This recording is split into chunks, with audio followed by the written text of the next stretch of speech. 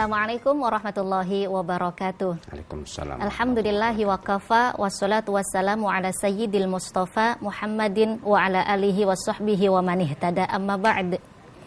Pemirsa TVRI, alhamdulillah senang sekali saya malah bisa kembali berjumpa dengan Anda semuanya di acara kesayangan kita tentunya, Gemar Ramadan TVRI Jawa Timur. Baik, kita telah berada di penghujung Ramadan, maka tentunya tema kita hari ini sangatlah menarik, yakni hisab dan ruqyat. Seperti apa pembahasannya dan siapakah narasumber kita hari ini? Nantikan Gemar Ramadan sesaat lagi.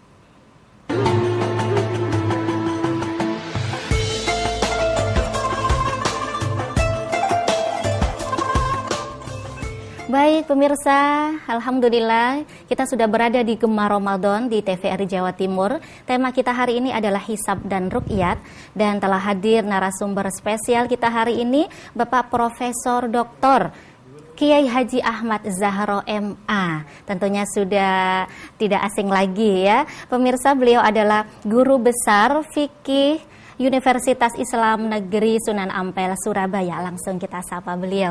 Assalamualaikum, Prof. Waalaikumsalam warahmatullahi wabarakatuh. Alhamdulillah sehat nggih? Alhamdulillah sehat. Di hari ke H-3 ini menjelang Idul Fitri, Prof. Masya Allah. Tetap semangat tentunya, nggih. Baik, hari ini tema kita insya Allah hisab dan ruqyat. Nggih, bisa diawali dengan definisinya. Apa itu hisab dan apa itu ruqyat? Monggo. Baik, bismillahirrahmanirrahim. Assalamualaikum warahmatullahi wabarakatuh. Para pemirsa semuanya, rahimakumullah. Moga-moga semuanya dirahmati Allah SWT. Amin, amin. Kita di hari ke-28, tinggal 2 hari lagi atau tinggal berapa hari lagi Bang Jim.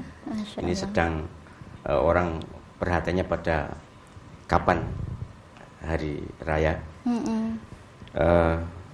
Tiap tahun masalah ini terjadi. Perhitungan dan penghitungan yang menimbulkan perbedaan. Betul sekali. Karena memang beda standar. Tetapi secara umum seluruh dunia pasti menggunakan hisab dan ruqyat. Begitu. Hisab itu hitung-hitungan peredaran planet ini dengan ilmu falak. Sementara ruqyah itu melihat langsung dengan istilahnya dengan mata kepala atau walaupun dengan alat-alat astronomi. Maka kedua kubu ini tentu masing-masing punya keteguhan pendapat masing-masing, sehingga saya ingin membahasakan dengan bahasa yang mudah difahami sebagaimana yang saya tulis di buku fikih kontemporer. Itu ada banyak sekali tentang ini. Juga saya tulis di disertasi, sempat saya tulis di disertasi tentang masalah ini. Kalau aslinya dengan hitung-hitungan, jelimetnya aslinya dengan hitung-hitungan, dan saya yakin umat juga tidak sabar membaca itu, maka saya bahasakan dengan bahasa yang mudah untuk umat. Begini, dalam hal menyambut datangnya Ramadan atau datangnya Syawal atau datangnya Dzulhijjah, atau menghitung awal bulan Qamari awal bulan Hijriyah, itu ada beberapa aliran. Yang paling awal adalah aliran ruqyah bil fi'l, aliran melihat langsung. Dan inilah yang dipraktekkan oleh Nabi sallallahu alaihi wasallam, karena waktu itu ilmu hisab belum begitu matang, atau katakanlah kalau sudah matang tapi peralatannya juga belum begitu canggih. Sehingga setahu saya selama Rasulullah SAW berhari raya itu dan juga berpuasa itu ditentukan oleh ruqyah. Beliau ruqyah sekitar 8 kali untuk puasa dengan para sahabat. 8 kali itu dalam satu penentuan? Ya, enggak satu. Kan 8 tahun, Nabi SAW puasanya 8 tahun, karena puasa itu diwajibkan pada tahun 2 Hijriah. Jadi Nabi SAW beserta para sahabat untuk menentukan itu ruqyah, melihat. Ini yang dipegangi sebagian besar umat Islam, khususnya Indonesia itu ruqyah bil fi'l. ya opo kudu ndelok kan. Harus nonton, harus melihat, harus datang ke Tanjung Kodok, harus datang ke tempat-tempat untuk ru'yah itu. Menjadi wajib gitu nggih, Ya, Pak Prof. bahkan Al-Akbar sempat kalang kabut karena setiap menjelang Idul Fitri. ru'yah ini atau Idul Fitri atau juga Ramadan itu mesti banyak yang daftar untuk naik menara Al-Akbar itu untuk ru'yah. Oh, bisa dari menara Bisa, itu ya bisa ini. karena menara Al-Akbar kan tingginya 99 tapi tinggi yang bisa dinaiki itu 68 meter. Jadi aliran ru'yah bil fi'il, melihat langsung. Ya. Dan aliran ru'yah bil fi'il ini bertahap juga standarnya. Dulu ingat saya zaman dulu 8 derajat. Baru bisa dilihat posisi hilal harus sudah naik, harus sudah tingginya 8 derajat. Kemudian turun 5 derajat, kemudian turun 3 derajat, kemudian terakhir setelah alat banyak yang modern sekarang ini 2 derajat. Gampangnya gitu, nanti azimut juga ada hitungannya, tapi tidak usah lah dengan istilah-istilah begitu. Yang jelas tinggi hilal untuk aliran ru'yah bil fi'il ini adalah 2 derajat lebih. Di bawah 2 derajat susah untuk dilihat, susah sekali. Dengan alat sekalipun susah. Tapi bagaimana itu bisa berubah gitu, Pak Prof? Ya karena perkembangan peralatan dan teknologinya. Jadi dulu kan mata telanjang, kemudian pakai alat, kemudian alatnya makin canggih, sehingga makin bisa melihat serendah mungkin. Nah, paling rendah yang bisa dilihat dengan mata dibantu alat tuh 2 derajat. Itu aliran ru'yah bil fi'il. Kemudian yang kedua aliran hisab. Hisab ini juga nanti ada istilah hisab hakiki atau hisab bil ilmi dan sebagainya, ada istilah itu, tapi yang jelas hisab itu ngitung. Berdasarkan hitung-hitungan falak, kecermatan hitungan, sudah kalau sudah dihitung, sudah cermat hitungannya, ya sudah tidak usah nonton, tidak usah ngeru'yah. Ya percaya dengan hitungan sebagaimana kita sholat 5 waktu, kan dengan hitungan aja kita sudah percaya. Jadi selama perjalanan sejarah Ramadan ini nyatanya hitung-hitungan itu selalu tepat. Begitu, okay. Maka kelompok ini yakin bahwa dengan hisab cukup. Atau hisab hakiki ru'yah bil ilmi gitu istilahnya. Hisabnya yang menghitung betul, kemudian ru'yahnya bukan ru'yah dengan bil fi'li, bukan dengan langsung dengan mata, tapi bil ilmi, dengan ilmu. Ini standarnya cukup mengejutkan. Seluruh dunia hanya satu ini. Jadi ru'yah bil hisab ini adalah wujudul hilal. Yang penting dalam hitung-hitungan hilal sudah ada di atas ufuk. Berapa derajat pun tidak peduli. Pokoknya sudah muncul, ya sudah. Tepatnya sebenarnya wujudul qamar. Sebab kalau hilal itu harus bulan sabit. Padahal kalau wujud itu belum bulan sabit, baru gambaran saja. Tapi sudah dalam hitung-hitungan sudah ufuk. Ufuk itu batas langit dan bumi. Nah, seolah-olah ada garis kan? Seolah-olah ada garis lah. Kalau bulan sudah muncul, sudah di atas ufuk ini, berapa derajat pun sudah tanggal 1. Baik. Ini diyakini ya kebenarannya, dan dengan hitungan ini mereka bisa menentukan hari raya atau puasa itu dari jauh-jauh hari sekali. Baik. Bahkan bisa setahun sebelumnya bisa. Karena dengan hitungan itu tidak usah repot-repot ru'yah kan?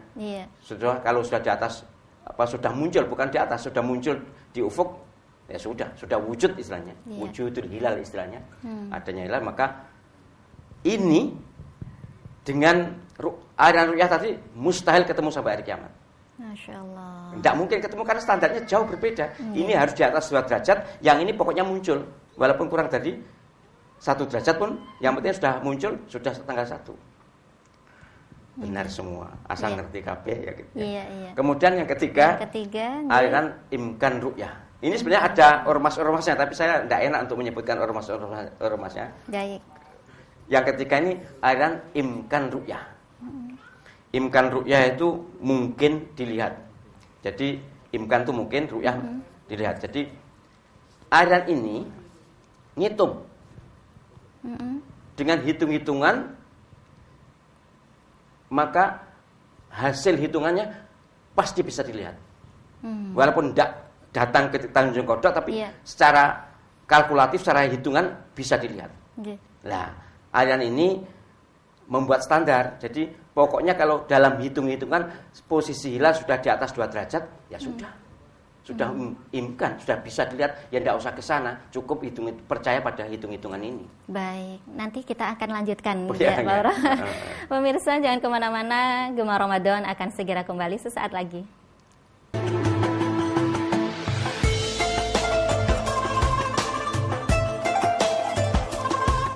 Baik pemirsa TVRI Jawa Timur, alhamdulillah Anda masih setia bersama kami di Gema Ramadan. Tema kita hari ini adalah hisab dan ruqyat. Bagi Anda yang ingin bergabung bersama kami bisa melalui telepon interaktif di 0315678216 dengan narasumber kita Bapak Profesor Dr. Kiai Haji Ahmad Zaro MA. Baik Pak Prof, kita lanjutkan tadi mengenai ruqyat dan hisab ya. Apakah ada siapa yang punya hak untuk melihat hilal itu? Ya, kalau secara ilmiah dan empiris harus orang yang ngerti hitung-hitungan. Sebab pernah terjadi pada tahun berapa itu seorang haji di Madura menyatakan sudah melihat di barat Laut Jawa, padahal nggak mungkin. Secara hitung-hitungan hilal waktu itu tidak ada di atas laut, tapi ada di atas darat. Itu jelas keliru, tapi akhirnya menjadi heboh. Tapi nanti sedikit saya lanjutkan dulu ya supaya lengkap ya. Jadi imkan ru'yah, ada imkan ru'yah. Itu sebenarnya aliran kompromistis. Ini yang bagus andai kata aliran ru'yah bil fi'il dan aliran hisab tadi mau ikut ini, maka bagus sekali. Karena tanpa harus pergi ke tempat-tempat ru'yah sudah bisa, asal hitung-hitungannya sudah mencapai derajatnya, sudah mencapai derajat minimal. Tapi sayangnya masing-masing aliran ini kan punya gengsi sendiri. Ormas-ormas yang mengikuti ini punya gengsi sendiri, sehingga sampai hari ini 3 ini tetap dalam 3. Tambah satu lagi aliran global. Aliran global itu wong Islam itu dari Makkah ya sudah, hitung-hitungannya ikut sana saja. Sana jarang ada awan, jarang ada problem cuaca, sehingga sudahlah seperti negara-negara Arab, 22 negara Arab itu ikut Makkah semuanya. Masya Allah. Tapi kalau Indonesia ini, kalau sana 22 negara bisa menjadi satu, kalau ini satu negara biasanya ada beberapa hitungan. Ada yang jadi tidak bisa menjadi patokan ya. Maka itu besok lebarannya kita nggak bisa ikut Saudi gitu. Tergantung. Kalau hari raya Idul Adha kayaknya bisa, karena itu yang punya hari raya kan seolah-olah di sana kan pusatnya hari raya haji itu. Tapi kalau Idul Fitri kayak susah. Secara falak juga susah. Secara falak untuk disamakan global itu nggak bisa secara ilmiah falak. Jadi global itu hanya persepsi aja bahwa karena Islam lahir di sana maka baiknya ikut sana saja. Tapi beda daerah, sholatnya juga selisih sekian jam kan. Kita sholat zuhur, mereka sholat subuh kan gitu kan. Jadi artinya perbedaan waktu antar negara itu harus menjadi pertimbangan untuk menyamakan atau tidak menyamakan. Secara ilmu falak tidak bisa disamakan. Jadi dari 4 aliran ini semua merasa benar. Semua punya argumen. Tapi kalau argumen historis Nabi SAW memang ru'yah bil fi'il. Tapi kalau ada yang mudah, maka imkan ru'yah sebenarnya. Itu kompromistis. Sebab kalau ada hisab itu nggak bisa. Mata siapapun nggak bisa melihat. Dengan alat pun nggak bisa. Hanya dengan hitung-hitungan aja. Kalau kaitannya dengan kebenaran, ya semua pendapat kan boleh merasa benar. Tapi kalau kaitannya dengan kebenaran ke masyarakat atau kebenaran empiris, ya harusnya ya pemerintah. Ikut pemerintah. Pemerintah. Sementara ini Indonesia yang dilakukan yang mana ini? Ya, dari ada yang ikut pemerintah sebagian besar, kemudian ada yang juga menurut ormasnya sendiri. Bahkan ada lagi nanti ditambah lagi aliran tarekat. Aliran tarekat itu tidak pakai hitung-hitungan begini. Ada menurut kata hati mursyidnya. Itu yang di Padang Sami'na wa ata'na begitu. Kemudian yang di Sulawesi Selatan itu pasang surutnya air laut. Susah dimengerti itu.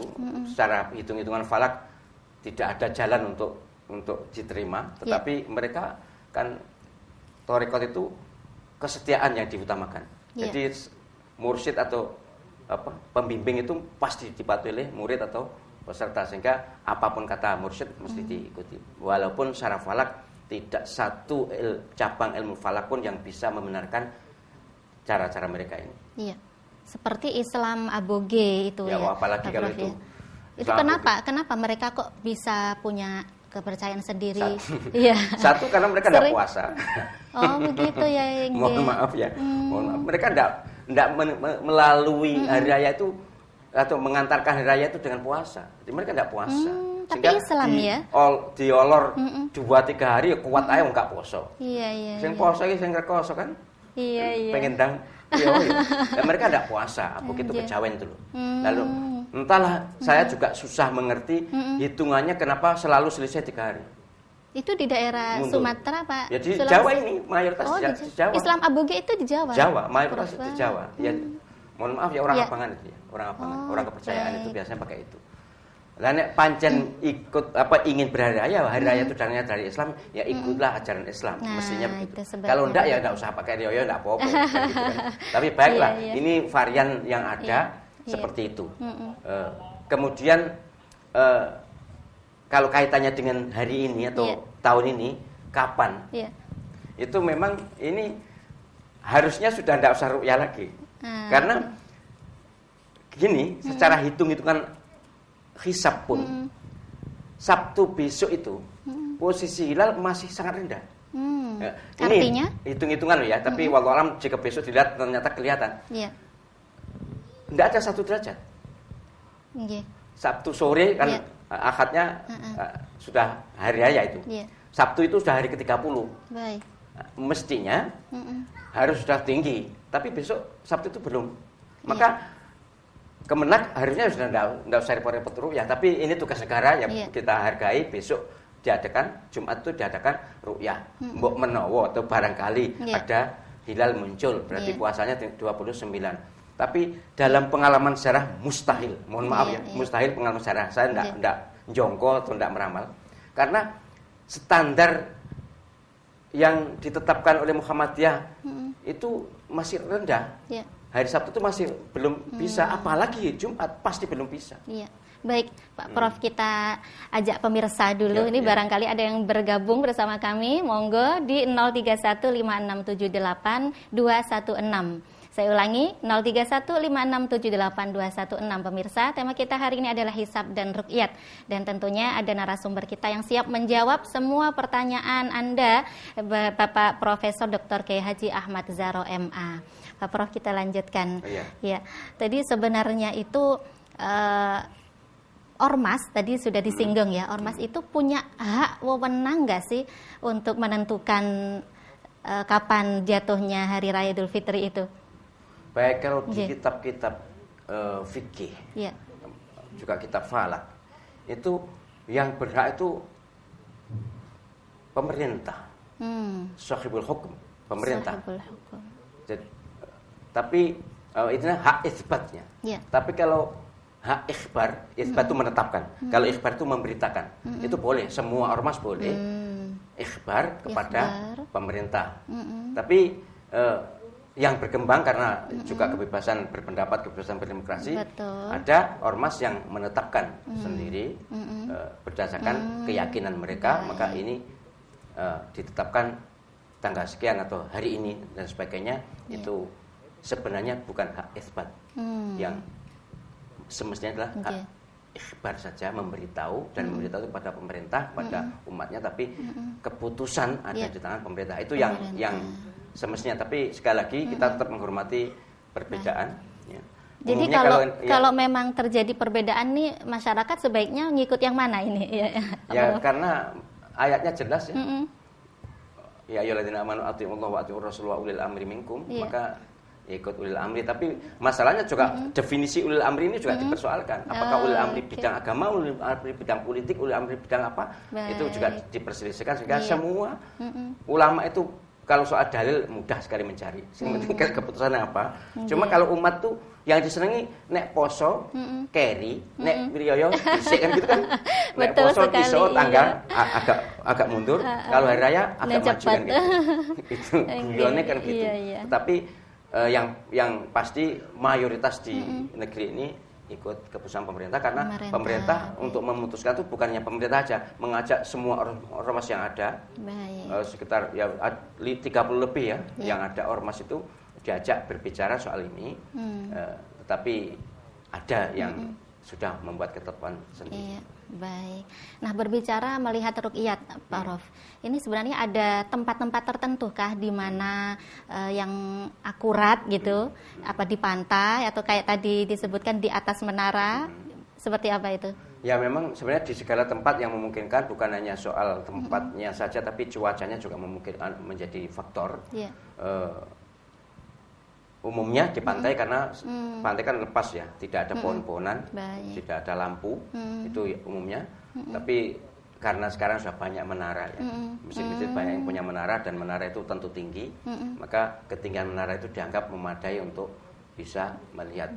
Dan sekarang ini tidak ada melihat dengan mata telanjang, itu tidak ada, sudah semuanya pakai alat, entah canggih atau tradisional, pokoknya semuanya pakai alat. Dan untuk melihat pakai alat pun harus dihitung dulu.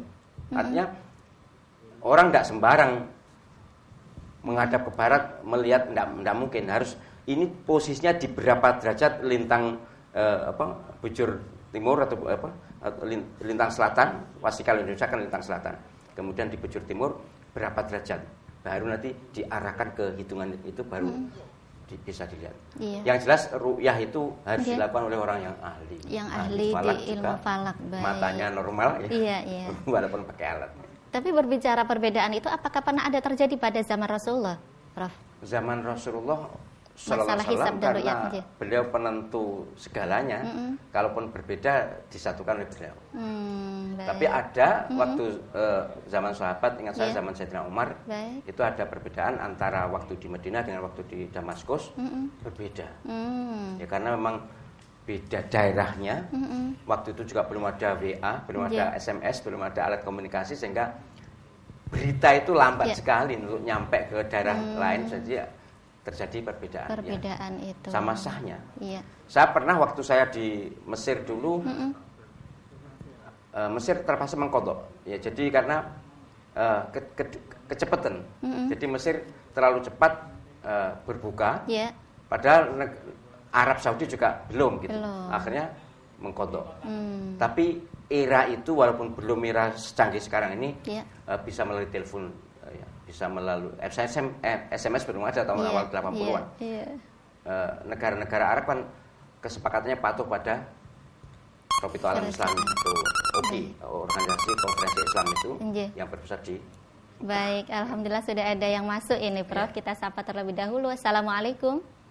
Waalaikumsalam. Iya, dengan Bapak siapa di mana? Iya, Bapak Abdul Latif dari Surabaya.